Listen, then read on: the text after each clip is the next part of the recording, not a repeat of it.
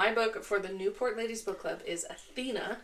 Ooh. And this one's by Heather B. Moore. Athena. So, she's not Jewish, actually. Oh. Because you said that last time? Yeah. There's a different girl who comes into the book club who is Jewish. Oh, gotcha. So she's Greek. Her family's very Greek. That's why I was like, she's Greek, but she's Jewish. I don't know how that relates. Mm-hmm. So no, I'm glad you clarified. So she's very Greek, like my big fat Greek wedding. Her mother's like, why are you not married yet? You're 32. Like, she's like, it's fine. So Athena is stereotypical workaholic.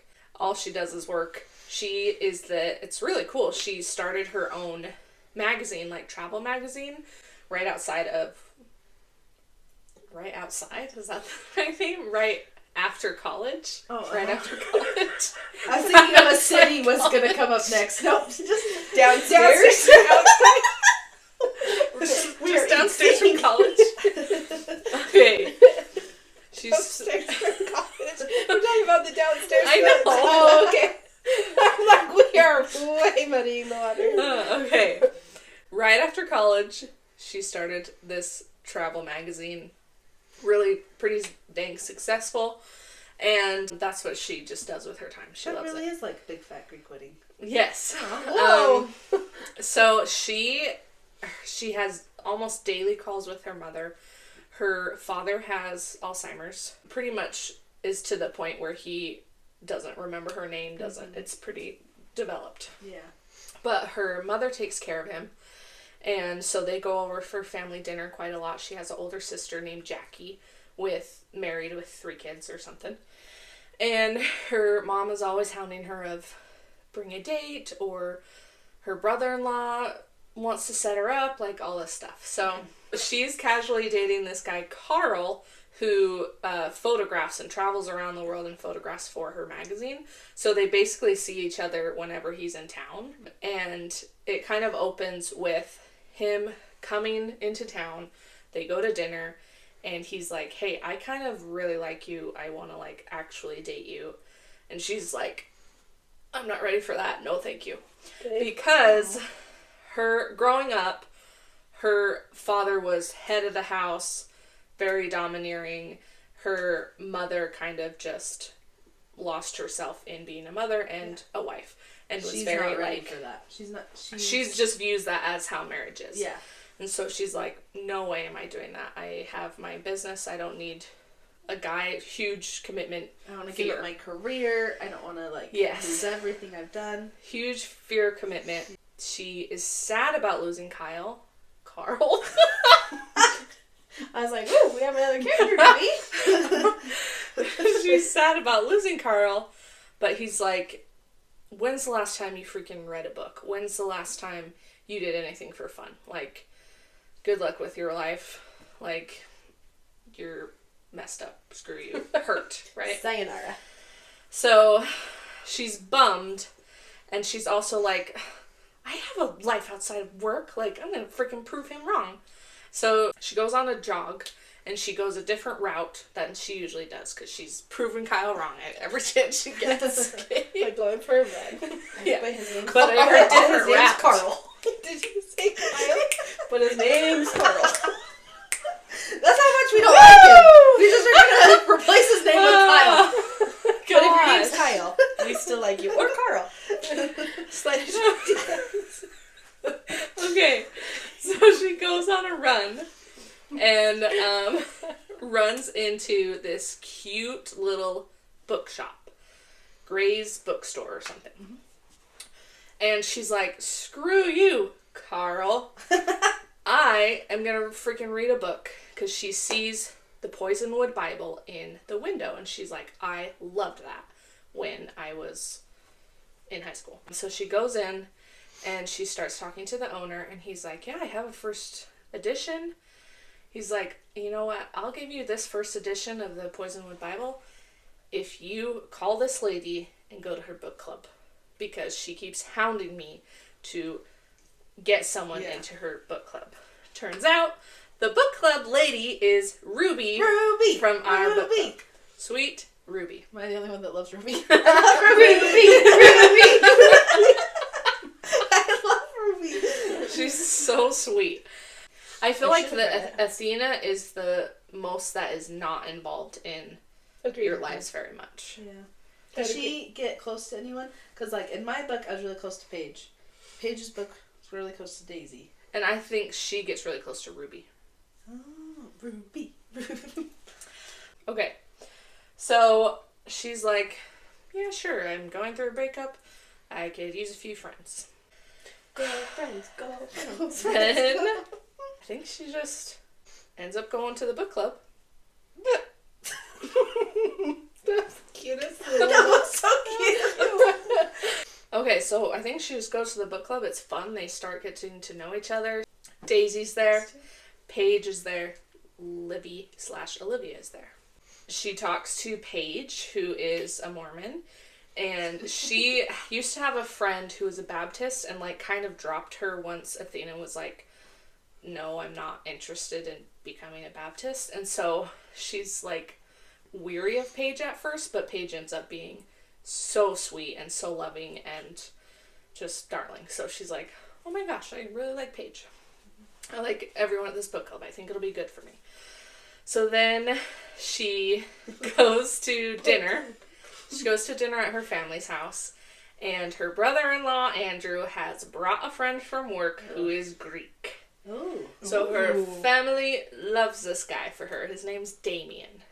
And she's like, meh, he's cute, I guess. There's nothing here. He's fine, but whatever. Decides to go on a freaking date with Damien. A freaking date. Because her mom's all happy about it. She's like, whatever. Carl is out of the picture. This is something new that he said I don't do, so whatever. Prove him wrong. Yeah. Yes. So she goes on the date with Damien. It is so boring, I don't even remember what happens. Damien's just like, yeah, there's no spark. There's no nothing. He's a fine guy. He talks about golf all the time. And she's like, whatever. She decides to go back to the bookshop and talk to Gray, the owner, and say, my dad really loves books. He really loves sports books. He loves political figure books, like something to maybe spark his memory and have him do something. So Gray ends up talking with her. She ends up asking Gray out on a date. Girl power, girl power. And she's like, what did I just do? Like, she was just like, what are you doing later today? And she's like, oh my gosh, should I just say that? Okay, so I was picturing like an old man. Yeah, I was too. So she thinks he's a little bit older, and I was picturing that too, because she mentions, like, he had reading glasses, but she can't tell what age he is. So she ends up asking him out on a date. He's not an old man. He's not even his 40s, actually. He says, yeah, okay, sure. When she goes home and decides to get ready for the date, a knock is at her door, and she's like, oh, he's here a little bit early. Okay. Opens the door. It's Damien. Damien. Oh. You're boring. And it's like, hey, me and your mom talked, and we should go out again. And, like... That's the worst opener ever. Me and your mom and I planned our date. Oh. But then while she's talking to Damien, Gray comes up the stairs for their date, and she's like, oh my gosh, and she freaks out and slams the door on both. And so she opens it again, and Gray is gone. Oh, Damien's still there, and she's like, you know what? We're not a thing. I gotta go, because she is really starting to... She just knows she feels good whenever she's with Gray. Like, she it wants, feels like, comfortable. it excites her. Mm-hmm. So Gray is leaving, and she chases after him, and she's like, that was a guy my mom set me up with. I'm sorry. I'm not interested in him. Let's go on our date. I really want to go on a date. And he's, like, a little quiet and then starts teasing her and is, like, fine and understanding. They go to somewhere off the coast of California where you have to ride a ferry, and there's fun things island? there. Yeah. Sounds magical. Catalina? No. Or not that one? Oh, not that one. I don't know. But something I was fun. going to say Staten Island, but that's in New York. Wow, this is a long date. They're going all the way there. Epic. So they just have a lovely time, and he is the sweetest and so handsome. They just, like, touched and, like, I would consider that a moment. Like, they, A moment like, this. they were on the pier, and he just, like, grabbed her hand. Did they waffle? Pancake? Cinnamon roll? Taco? No. Taco? Which one's taco?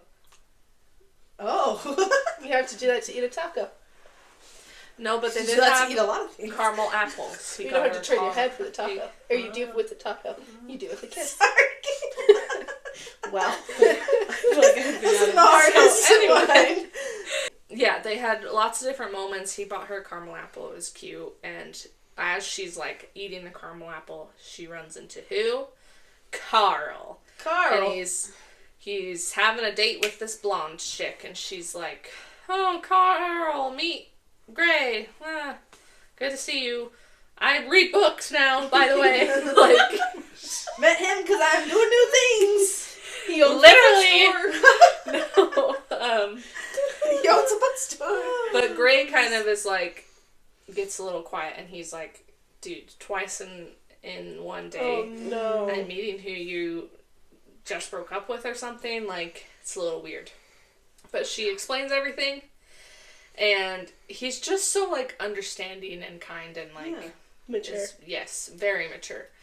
As So a everything's good bookstore there. owner would be. Yes. Day after the date, she wakes up and she is super sick, like fever way, way down for the count. Mm-hmm. And Gray calls her, and her mom calls her, obviously, and she says, "Mom, I can't make it for Sunday dinner tonight. I'm sick. But I met this guy Gray, so stop sending Damien over here because, like, I just had a date with this guy. Can't wait for you to meet him sometime," to, like, kind of quiet her mom. Yes. Stop planning dates. Gray comes over and is like, "No, you're sick. I'm going to take care of you," and kisses her still when she's sick and doesn't care, and he's just the sweetest. And her mom calls. Her mom's coming over to her house to bring her dinner or soup or something, because so she kind of pushes Gray out the door because she's like, "It's too soon for you to meet my mom yet," like. And he's not Greek. Is she worried about that? Yeah. So she falls asleep and wakes up to, I believe, her sister calling her. Mom was in a car accident. Awful, awful, awful. Very sudden, and she wasn't expecting it. So she's kind of coming to grips with that and wrapping her head around it. Gray is there for her. She has book club, but she can't go to that because there's a funeral for her mom, and she has to tell her dad that her mom's not there anymore, but like they have to keep retelling him because he forgets. So it's awful. So then they have the beautiful funeral. All the book club ladies come, and she's so touched at that. Gray is really just attentive and lovely. So then she decides, okay, I hired an editor and an accountant for my magazine. She's gotten better at the whole workaholic thing. Obviously, her mother dying, like, forced her into not being an alcoholic because there's so many things to do. Alcoholic. We just took a whole new spin. I'm I'm so glad you didn't get into that. I thought these were like religious books. It's a whole new ballgame. That's tricky. Workaholic. I like how none of us said anything. She just kept going. Okay. Well, in my head, I was like, I is almost this the did. first time she's mentioning alcoholic? I didn't realize I was an alcoholic. So she decides to take care of her dad. She moves in with her dad. Her sister is married with kids. She's like, I'm obviously the one to take over this. Mom. Yes, she's like, I feel like I was a disappointment to Mom my whole life, but especially not getting married and having kids. She doesn't ever get to meet Gray. Her whole life was taking care of Dad. Like, I feel like I need to be the one to take care of him. Yeah. So she moves in to her parents' house. Gray comes over for Thanksgiving. He also cooks. What was this guy? Hallmark guy? Yeah. And meets everyone and kind of tells her and opens up about his history.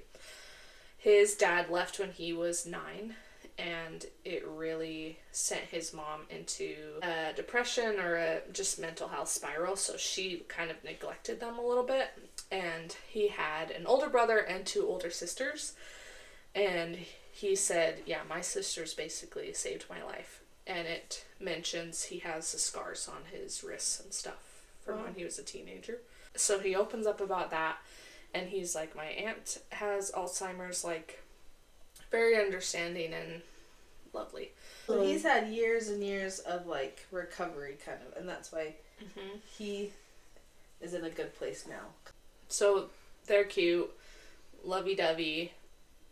He's basically, like, her source of happiness and everything, because taking care of her dad is really draining. He's starting to be a little more violent, and tries to get out of the house at night and everything. So then she goes to book club and just really opens up to the ladies, and Ruby is a lot like her mom, and so she just loves her and loves the girls. And Paige talks about going to the temple and just like, hey, you need to,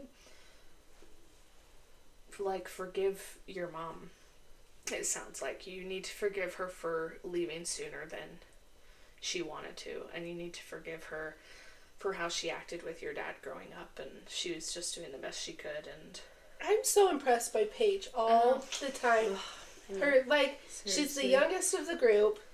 Going through it. And she's the one that's, like, so insightful and helpful Wise. and thoughtful to everyone. Paige? Her and Jackie, her older sister, have plans to start cleaning out some of her mom's things. And Jackie one day is in her mom's closet, and she opens this box, and it's a bunch of notes from her father to her mom. Oh. But they're really, really lovely. Like, my Carmen, I know you're going through it right now. I'm right here, darling. We're going to do this together. Like, so many notes of encouragement that shows her that her mom actually, it never alludes to what she was struggling with. It kind of thinks it's like depression or something. But it really shows, like, oh my gosh, my dad was taking care of my mom, and I never saw this side of their relationship. Like, it was so two-way street of he really took care of her and didn't let us know on what's going on. And it made her like taking care of him more and understand why her mom was adamant about taking care of him. And had, like, a softer heart towards him. Yes. She's like, oh my gosh, I can't believe that. I didn't know this. So then it's Christmas. On Christmas Eve, her dad breaks down the door, hurts her, cops are called, big, huge blowout, kind of a wake-up call of, it's not safe for you to handle this on your own type thing anymore. Yeah. Jackie is supportive of him going to a nursing home. Gray is super supportive of it, and she's been the one like, no, my mom was taking care of him. Like, she's going to be so disappointed if we put him somewhere that he doesn't even know. And so, but the whole Christmas situation finally is like, and with the help of and advice of the book club, they're like, you are not letting your mom down. There's only so much you can do. Yada, yada, yada, yada. So, they find a really good place for him, though. They're really sweet and kind. So they end up putting him in a nursing home close by, and she's just distraught with guilt and kind of is down for the count for a week or so. Doesn't answer calls. She just feels like she failed. She finally says to Gray, like, kind of casually, but she's like, you know, my parents' relationship was different than I thought. I haven't ever felt this way about anybody else before. So she tells Gray, let's, like, you've been coming over here for holidays a lot. I really want to meet your family. Oh, wow. And he says, I have been waiting for you to say that. I am completely falling in love with you, and I've just waited for you to be ready to take that next step. Oh. So she's like, holy shit. oh, and it's just really sweet. And then later on that same night, she's like, I'm totally falling in love with you too. Aww. It's lovely. Love them. Happy, happy times. Let's say she goes to meet Gray's family, And Gray's really upset because his mom didn't end up showing. And he just has a lot of anger towards his mom. She meets his sisters and his brother, and it all goes well and smoothly. And then she overhears Gray and his brother talking.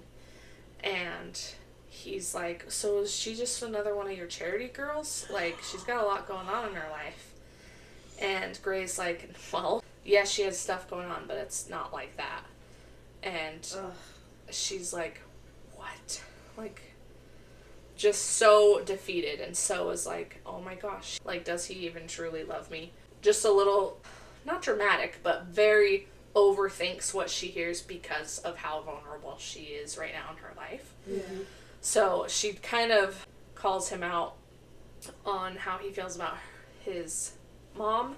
They kind of have an argument, and then she goes home and calls him, or he calls her the next day, and is like, I overheard what you said with your brother. I'm not a charity case. I never have been. Like, we've only been on one date, and then my mother died, and you've been here, like, every second. Like, she's like, it's too much, and I don't really trust you anymore, type thing. Oh. So, they break up. Bye-bye. And he calls and calls and calls, but she doesn't want to answer. But she, like, still loves him, so she, like, wants him to call, but is, like, hurt and everything. So she keeps visiting her dad, and he just seems very subdued there, and, like, she just feels so much guilt about putting him in a nursing home and everything. And then she goes to book club with Ruby, and it's at Daisy's house, and she just can really open up to them and talk to them in ways that she can't talk to anybody else, and Ruby's a real mother to her, and she just really gets lifted up by the book club. They all offered to go visit her dad with her, and they just really keep in touch and really, like, start calling her and being like, hey, let's go have a girls' day. Hey, let's do this. And kind of gets her out of her funk and out of her house. And Ruby says, I know you're getting ready to sell your parents' house to help pay for your father's nursing home. So that's a lot of work. I'm going to come and pack things up. So she comes over and helps Athena. I feel like that's the first time I've said Athena's name. I think you're right, actually. Dang, I hate that. Ruby comes over to help Athena and Jackie pack up the house. And she's like, pack up the office. We're not getting rid of anything in there yet. Thank you so much for being here. About 30 minutes later, Ruby calls Athena in and is like, you need to see this. And it's a notebook in her mother's handwriting, and it's research into nursing homes for her dad. So she finally, and the one they sent him to is, like, starred and circled. Like, she really finally, and just breaks down and hugs Ruby and just bawls, and finally is like, she was looking into it too. Like she understands. She knows that it was time, and so she just feels this relief, and just this peace and everything. So that's beautiful. That's so good it wasn't, like, crossed out 15 times. I know, that would be awful. Could you imagine the conversation they'd have? Oh, shit. Crap. Get him out of there. So yeah, that was really sweet. And Ruby says, you are being silly with Gray. You need to give him a call, and you need to just hear his side of things and trust him. Because remember, Ruby kind of knows Gray because Ruby was hounding Gray for people to come to the book club. Yes. So they're familiar with each other.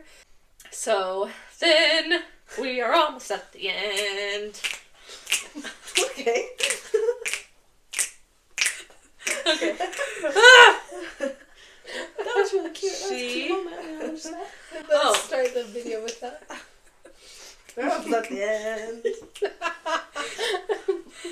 She goes to her dad in the nursing home, and he's just looking out the window, and he's like, hi, Carmen. And that's her mother's name. Mm-hmm. And she said, no, I'm not Carmen, I'm your daughter, Athena. And he said, oh, so beautiful. And then just, like, smiles, and then goes back to being kind of more subdued. But she's like, that's the first time he's ever kind of acknowledged. Like, he called me beautiful. That's what he kind of used to say to her and everything.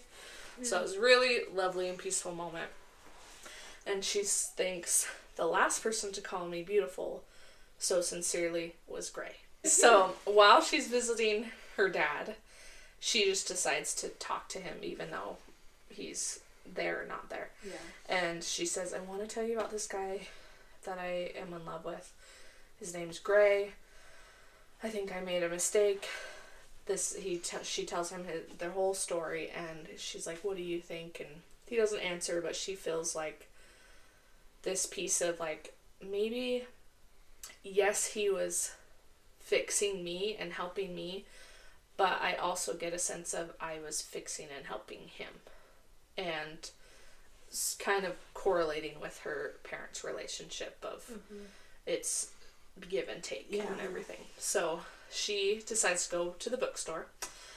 Goes to the bookstore. It's his niece is working, and she's like popping her gum and listening to music, and is like, no, he's not here. I think he had a date or something, and he had flowers. And she's like, oh, okay, all right. Because it's been like a month, and she's like, oh, I ruined it. I wrecked it. She goes to her condo, and she is so distraught. Turns a corner. Who does she run into? Gray! Damien. Carl, Damien. All three of them. Apollo. So Gray's there with flowers, and he's like, these are for you. I'm so sorry. Yes, I have this complex of, with my mom, I have dated women in the past that were going through it or something, but I swear it's different with you. I swear, blah, blah, blah. And then she's like, no, what are you laughing at? My blah, blah, blah, blah, blah. Is that what you No, I was laughing because I was watching I was watching Rachel watch you, and she just had, like, the biggest smile on her face. I love when you say blah, blah, blah, blah. It's my favorite. She's like, I totally understand. I see where you're coming from. They kissed. Lovey, lovey, love, love. They taco? Oh.